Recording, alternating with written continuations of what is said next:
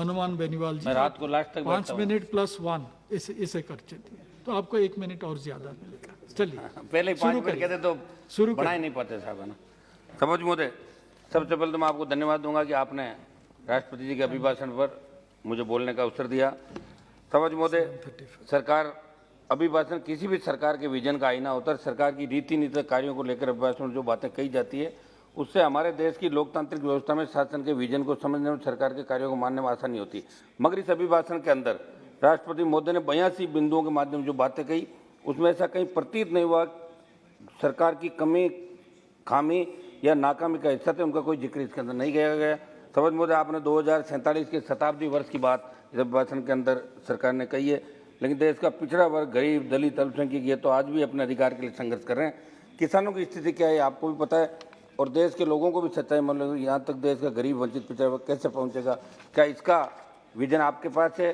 क्या आप इस बात की गारंटी दे सकते हैं कि आप जिस आज़ादी के अमृत महोत्सव की बात करें वह आज़ादी देश के आखिरी व्यक्ति तक पहुंच पा रही है? क्या आपको भी पता है कि सच्चाई क्या है? जिस उत्तर प्रदेश का आप ढिंडोरा पीट रहे हैं, वहाँ चुनाव है, वहाँ जाकर देखिए क्या स्थिति है। आज भी वहाँ के गरीब के वोट, उनके अधिकार कुछ खास लोगों के द्वारा ही तय किए जाते हैं कि किसको मतदान करेंगे।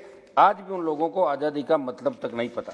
समझ महोदय, कोरोना के संकट काल के अंदर देश को बचाने के लिए जिन कोरोना वॉरियर्स ने, योद्धाओं ने काम किया, तीसरी लहर भी चली गई, ईश्वर की कृपा रही हिंदुस्तान के अंदर। बड़ा बलिदान देने के बाद भी हम अभी सेफ साइड के अंदर हैं। मैं उन कोरोना योद्धाओं को धन्यवाद देता हूं। साथ ही इस जंग में जो दिवंगत हो चुके हैं उन नागरिकों भाइयों को श्रद्धांजलि अर्पित करता हूँ।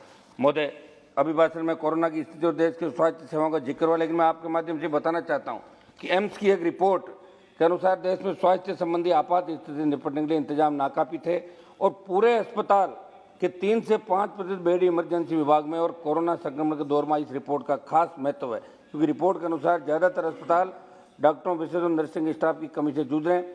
साथ ही अन्य संसाधनों का अभाव और इसका असर मरीजों और खास तौर से आपात सेवाओं पर भी पड़ रहा है। समझ महोदय, मेरी मांग रहेगी कि अस्पतालों में अविलंब मानव संसाधनों की कमी को पूरा करने की जो जरूरत देश में थी उसको वर्तमान सरकार अपने कार्यकाल में प्रमुखता से रहे। खाली पद भरे अस्पतालों के अंदर और जो भी आधुनिक संसाधन हैं उनको लेके आम जन को बचाने के हिसाब से सारा काम दिल्ली की सरकार को। जब कोरोना की सेकेंड लहर आई तब ऑक्सीजन, रेमडेसिविर, वेंटिलेटर और आपके आईसीयू वार्ड के अभाव में भी हजारों जानें इस देश के अंदर गई थी। तो संविधान और आरक्षण और दलित अत्याचार के संबंध में बिंदु संख्या 14 में राष्ट्रपति ने संविधान के शिल्पी बाबा डॉक्टर अम्बेडकर, भीमराव अम्बेडकर, उनके आदर्शों का जिक्र तो किया, लेकिन मैं सरकार से पूछना चाहूँगा कि सरकार द्वारा सरकारी नौकरियों को खत्म करना, आरक्षण को खत्म करना नहीं है, क्योंकि आरक्षण सिर्फ सरकारी नौकरियों में, इसलिए सरकारी नौकरियों में कटौती का मतलब आरक्षण का कमजोर होना भी है। ऐसी परिस्थितियों में सरकार वंचित वर्गों के साथ अन्याय करिए। अगर हम नौकरियों की घटती संख्या, सरकारी क्षेत्र के निजीकरण और नौकरशाही में हो रही लेटरल एंट्री में आरक्षण की अनदेखी को मिलाकर देखें, कहा जा सकता है कि वास्तव में आरक्षण ऐसी स्थिति में पहुंच रहा है जहां इसके होने या नहीं होने में खास अंतर नहीं रह जाएगा। समझ महोदय, अभिभाषण में स्वाधीनता, सम्मान तथा भाईचारे का जिक्र किया। मैं आपके माध्यम से बोलना चाहता हूं कि देश के उत्तर प्रदेश, बिहार और मेरे राजस्थान राज्य में दलितों पर हो रहे अत्याचार को लेकर लगातार जो मामले सामने आ रहे हैं वे चिंताजनक है। ऐसे में सरकार को आज़ादी के दशकों बाद भी दलित उत्पीड़न के मामलों में लगाम लगाने के लिए ठोस उपाय करने की आवश्यकता थी, मगर ये आवश्यकताएं पूर्ण रूप से धरातल नहीं आ पा रही। समझ महोदय, देश में किसानों का जो हाल है वो आपसे छुपा नहीं। बहुत बड़ा आंदोलन देश के अंदर हुआ और 750 से ज़्यादा किसानों ने शहादत दी और बाद में सरकार ने तीनों कृषि बिल भी वापस लिए। मैं ये नहीं समझता कि जिन किसानों ने, जिन जवानों ने मोदी जी को दूसरी बार प्रधानमंत्री के पद पर बिठाया, एनडीए के साथ साथ अकेली भारतीय जनता पार्टी को 303 सीट देकर अकेले बहुमत दिया, उसके बावजूद भी किसानों को भूल कैसे रहे, जवानों को भूल कैसे रहे। मैं ये याद दिलाना चाहूँगा, बिंदु संख्या 22 से लेकर 29 तक कृषि से जुड़े मामलों का बखान किया गया। पिछले साल हमने देखा कि सरकार ने ये स्वीकार किया कि हमारी तपस्या में शायद कोई कमी रह गई। अध्यक्ष जी, तपस्या तो सरकार कर रही थी, इस तपस्या में वो स्वाग किसानों को कर रही थी। 750 से ज़्यादा किसानों की शहादत को बिना स्वीकारे सरकार ने तीनों कृषि कानून वापस लेने का ऐलान किया, मगर किसान आंदोलन के दौरान जो हठधर्मिता सामने आई वो पूरा देश जानता है। सभापति महोदय, प्रधानमंत्री जी ने कहा कि किसानों की आय दुगनी करेंगे और किसान इन पर भरोसा करके 2 बार इनको सत्ता के अंदर लेकर आए। सदन को याद दिलाना चाहूँगा कि इसी सरकार ने 2022 तक किसानों की आय को दुगनी करने का टारगेट निर्धारित किया, लेकिन इनके वादे और जमीनी हकीकत की खाई ने भारत के किसान को संकट को दुगना कर दिया। एनएसएसओ की 2019 की रिपोर्ट के अनुसार ग्रामीण भारत में किसान परिवारों की वार्षिक कृषि आय में 2002-03 से 2012-13 के बीच औसत वृद्धि लगभग 20%, जो 12-13 से 18-19 के बीच लगभग 12% तक गिर गई, और ये भी तब जब कृषि का अनुमानित विकास दर 4.5% है। समझ महोदय, किसान आत्महत्याएं कर आजादी के 70 साल बाद 2021 में आए राष्ट्रीय अपराध रिकॉर्ड ब्यूरो की रिपोर्ट के अनुसार 2019 की तुलना में 20 में किसान आत्महत्या में वृद्धि दर्ज की गई। पीएम किसान योजना को उल्लेख कई बार किया गया। मैं सदन को बताना चाहता हूं कि देश में कृषि क्षेत्र के श्रमिकों की आत्महत्याओं में भी 18% भारी वृद्धि देखी गई, जिन्हें पीएम किसान जैसी योजना को लाभ से बाहर रखा गया। किसान आत्महत्या का आंकड़े इन बहुप्रचलित योजना की आईना है, सच्चाई को उजागर करते हैं। छोटे और सीमांत किसान अपनी गिरती आय और बढ़ते कर्ज के बोझ के कारण खुद को मार रहे हैं। और कल सदन में जब राहुल गांधी जी कल परसों भाषण दे रहे थे तो उन्होंने कहा, मैं उन्हें स्मरण दिलाना चाहता हूं कि देश की संसद में सरकार द्वारा प्राप्त आंकड़ों अनुसार मेरे राजस्थान के किसानों पर 1,20,979 करोड़ का कृषि कर्ज बकाया। और राजस्थान में राहुल गांधी जी 2018 के चुनाव में जब गए तो कहा कि 10 दिन में संपूर्ण कर्जा माफ करेंगे। कांग्रेस की सरकार भी बन गई और 10 दिनों की कर्ज माफी की बात छोड़ो, भी पिछले दिनों किसानों की जमीनें कुर्क करने के लिए वहां इनकी टीमें पहुंच गई थी और आनंद फान में इनको अपने आदेश वापस लेने पड़े। वो 10 दिन आज तक पूरे नहीं हुए। सभापति महोदय, वर्ष 2021 में डीएपी की कीमतों में 58% की बढ़ोतरी की गई। ट्रैक्टरों पर जीएसटी 12% है, प्लास्टिक पाइपों पर जीएसटी 18, कृषि उपकरणों पर जीएसटी 12 से 18 के साथ उच्च स्तर पर है। इतना टैक्स कृषि आय को दिन ब दिन कम किया जा रहा है। गिरती आय और बढ़ती लागत के इस दौर में गांव देहात के गरीब किसान अपना जीवन यापन कैसे करेगा, ये सोचने का विषय है। सभापति महोदय, अभी जब किसान आंदोलन समाप्त हुए तब एमएसपी पे खरीद की गारंटी कानून की बात भी किसान संगठनों सरकार ने करी थी। मैं किसानों के भारी आंदोलन पर कृषि कानूनों को निरस्त कर दिया। अगर प्रधानमंत्री जी ने न्यूनतम समर्थन मूल्य और अन्य मुद्दों की जांच के लिए समिति के गठन का वादा किया। उचित एमएसपी तय करने से किसानों की आय में सुधार होगा। अभी भी गठन होना बाकी है। गन्ना ही नहीं, गेहूं और धान की एमएसपी खरीद के आंकड़े बता रहे हैं कि सरकार ने वित्तीय वर्ष 20-21 की तुलना में साल 21-22 में करीब 34 लाख कम किसानों से खरीद की, यानी लाभार्थी किसानों की संख्या घट गई, जिसकी वजह से करीब 78 लाख मीट्रिक टन अनाज की कम खरीद हुई और सरकार को करीब 11,000 करोड़ रुपए कम खर्च करने पड़े। इसलिए किसान को सशक्त बनाने के लिए एमएसपी पर कानून बनाने था। एमएसपी पर किसान की पूरी उपज खरीदने, अभी 25 क्विंटल खरीदते राइडर लगा हुआ है, पूरी उपज खरीदने की नीति बनाने की जरूरत है।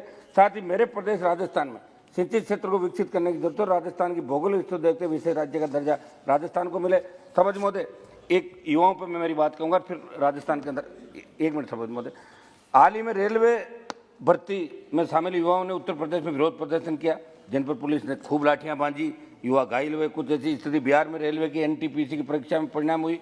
कथित धांधली के खिलाफ प्रदर्शन दौरान बनी 19 में जारी 35,000 नौकरियों के लिए 1.25 करोड़ युवाओं ने अप्लाई किया। 3 साल होने के बाद भी युवाओं को नौकरी कहीं दूर दूर तक नई नौकरी दिखाई दे रही। ऊपर से अपना हक मांग रहे गरीब परिवारों से आ रहे युवाओं को ही बेरहमी से पीटा गया। समग्र देश में रोजगार की हालत यह है कि केवल केंद्र में 8.72 लाख पद खाली पड़े, वहीं केंद्र सरकार के अंतर्गत आने वाले भर्तियों जैसे केंद्रीय विश्वविद्यालय, आईआईएम, आईआईटी, पीएसयू, बैंक में 4.25 लाख भर्तियां खाली। ये हमारे देश के मध्यम वर्ग से आने वाले युवाओं के सबसे बड़ा विश्वासघात है। उन्हें नौकरी लेने का कोई मौका ही नहीं दिया जा रहा। नौकरी तो बहुत दूर की बात है। सभापति महोदय, मैं एक बात आपसे ये भी कहना चाहूंगा लास्ट कि लास्ट 2 मिनट साहब है ना, लेकिन देश में राष्ट्रीय स्तर पर युवाओं में बेरोजगारी के जो आंकड़े सामने आए इतने भयावह। मेरे राजस्थान की अगर बात करो तो एक समाचार पत्र की रिपोर्ट के अनुसार हर दूसरा ग्रेजुएट राजस्थान के अंदर बेरोजगार है। 20 लाख से अधिक युवा राजस्थान में, तो बिहार, हरियाणा व हिमाचल प्रदेश जैसे राज्यों में हर तीसरा ग्रेजुएट हुआ बेरोजगार है।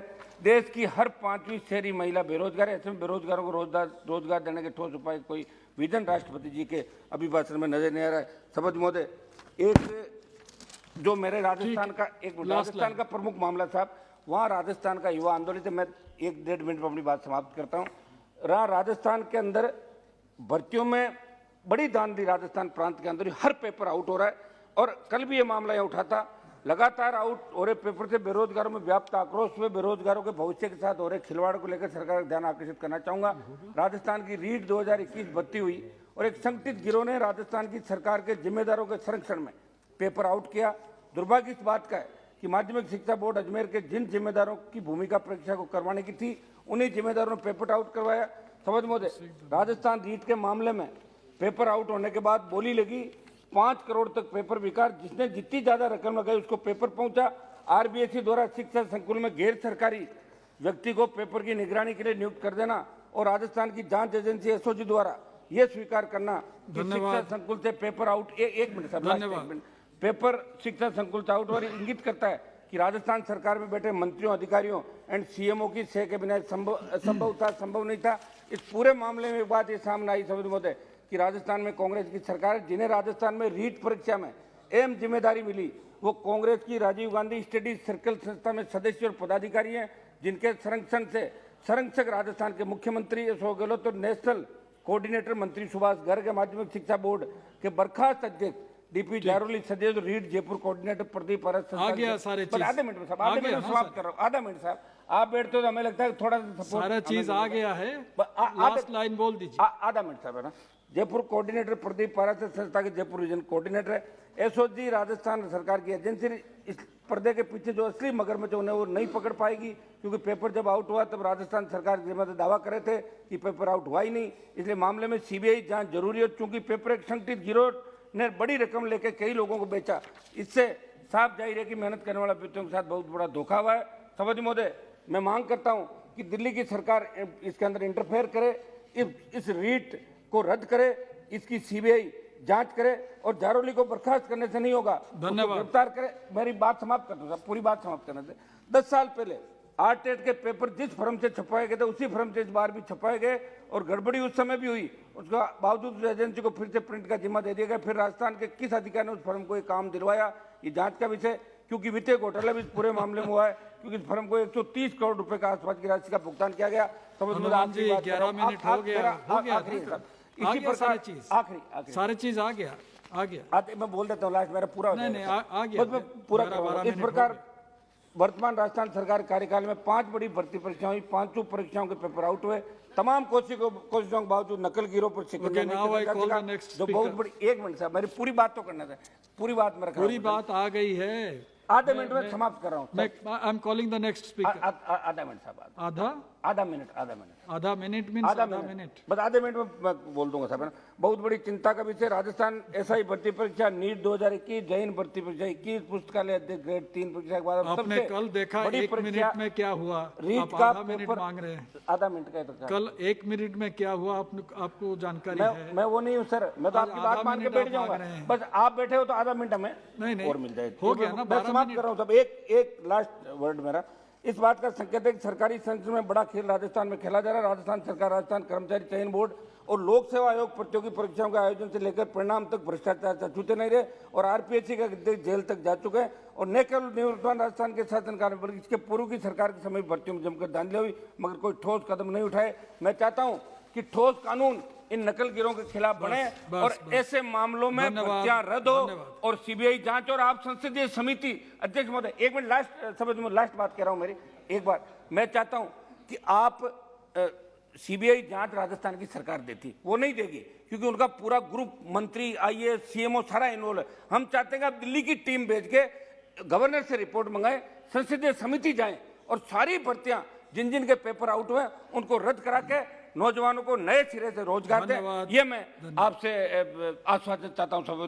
आपने बोलने का अवसर दिया, बहुत बहुत धन्यवाद।